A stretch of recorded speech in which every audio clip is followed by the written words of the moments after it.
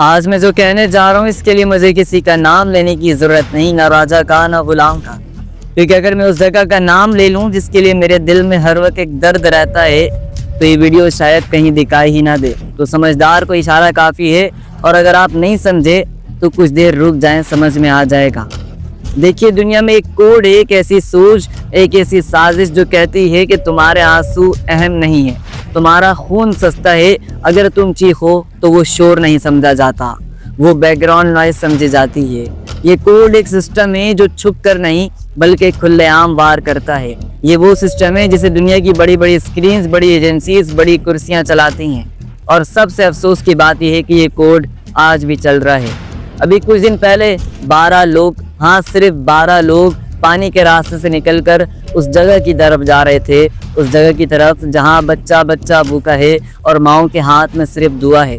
मैं वहाँ की बात कर रहा हूँ जिसका मैं नाम नहीं ले सकता। ये 12 लोग कोई आम लोग नहीं थे।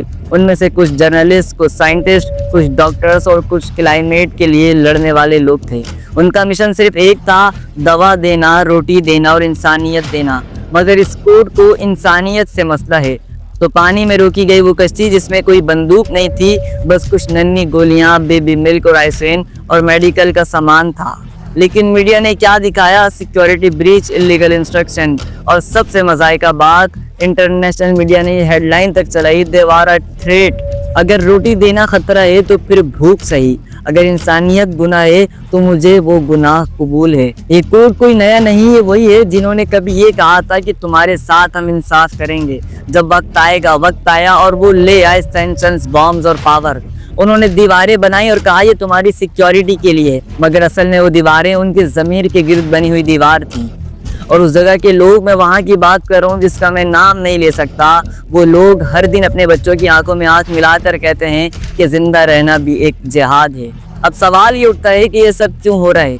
क्योंकि कोड के पीछे पैसा है और पैसे के पीछे बिजनेस। ये वो कोड है जहाँ रॉकेट बनने से ज्यादा ये इम्पोर्टेंट है कि रॉकेट कैसे बेचा जाए। लेकिन वो जगह जिसका मैं नाम नहीं ले सकता, जब वहाँ के लोग चीख रहे होते हैं तो उनकी आवाज म्यूट कर दी जाती है। एक बच्चे की वीडियो वायरल होती है, 5 सेकंड के लिए सबको रोना आता है, 6 सेकंड मिल जाते हैं, व्यूज पर रील आ जाती है, व्यूज आ जाते हैं और फिर आप आगे बढ़ जाते हैं। अब जरा सोचिए, एक माँ अपने बच्चे की लाश को गोद में लेकर चीखे और दुनिया उस माँ की वीडियो को देखकर कहे, oh no, so sad, let's move on.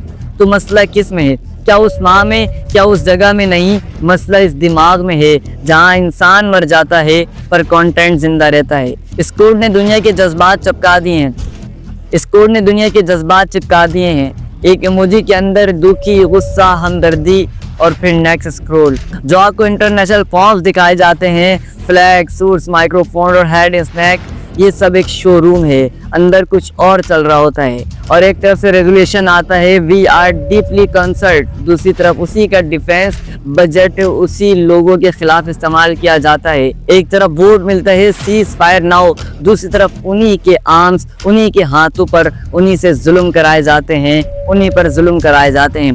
सब कुछ होता है, ऑप्टिक्स, पॉलिटिक्स, उस जगह की आवाज़। मैं वहाँ की बात कर रहा हूँ जिसका मैं नाम नहीं ले सकता।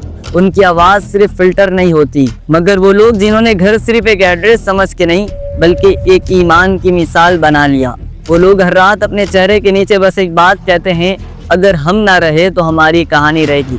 और वो कहानी आज भी किसी डायरी में नहीं, किसी डॉक्यूमेंट्री में नहीं, बल्कि ज़मीन के हर टुकड़े, हर टूटी हुई दीवार, हर जली हुई किताब में जिंदा है।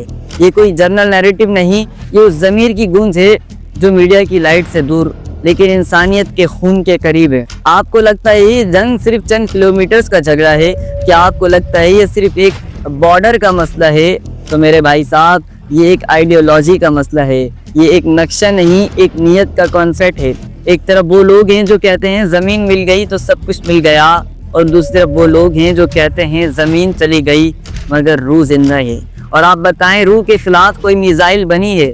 इस कोड की सबसे बड़ी कामयाबी ये है कि उन्होंने झूठ को इतना रिपीट कर दिया कि लोगों को वो सच लगने लगा। उन्होंने कागज़ बनाया, उसका नाम रख दिया डील। उन्होंने एक कॉलोनी बनाई, उसका नाम रख दिया स्टेटमेंट। उन्होंने एक ऑपरेशन किया और उसका नाम रख दिया डिफेंस। और हम बस सबटाइटल्स पढ़ते रहे। हमने उनको स्क्रिप्ट लिखने दिया और अपना ज़मीर उनके एडिटर के हवाले कर दिया।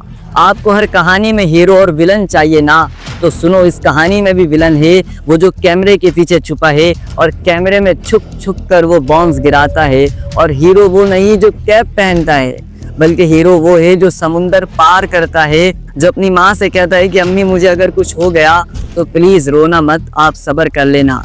हीरो वो है जिसका घर नहीं फिर भी जमीन उसकी है। हीरो वो है जिसके पास कुछ नहीं पर जज्बा मौजूद है। और विलन वो है जिसके पास नुक्स हैं, जेट्स हैं और झूठ का जादू है।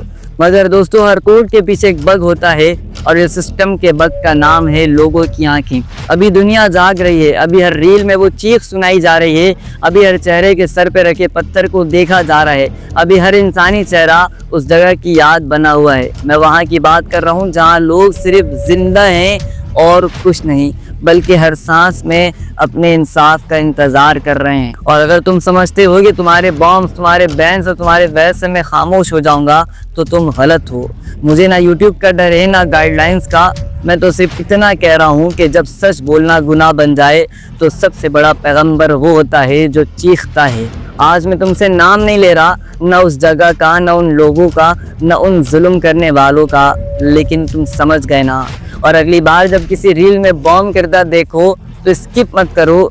अगली बार जब तुम किसी का ट्वीट देखो और उसमें ऐसे अल्फाज हों जो तुम्हारे ज़मीर को झंझोड़ कर रख दें, तो उसे लाइक या शेयर मत करो, बल्कि उसके लिए दिल से दुआ करो।